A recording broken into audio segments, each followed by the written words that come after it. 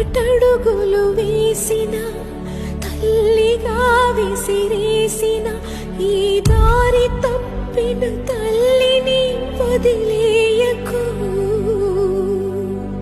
చచ్చి పుడతా నాయన బిడ్డగా నీ కడుపున.